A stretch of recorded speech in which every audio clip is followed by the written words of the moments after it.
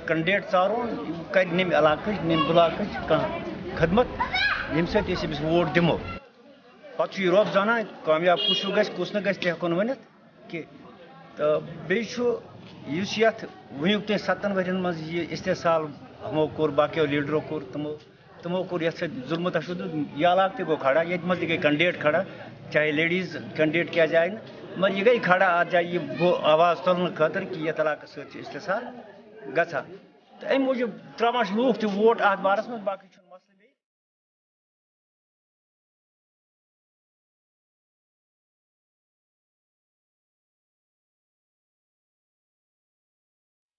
मेरा नाम परमीत कौर है।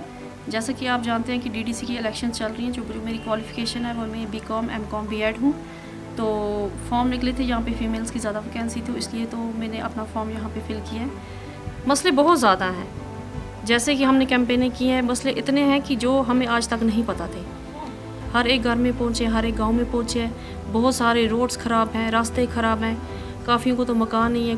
कई सारे लोग मेरे सामने रोए हैं। फ़िलहाल अभी जीत हार का तो डिसाइड नहीं है, लेकिन उनका रोना, बुज़ुर्गों का रोना मेरे दिल में बैठा है कि वो किस उम्मीद से बैठे हैं।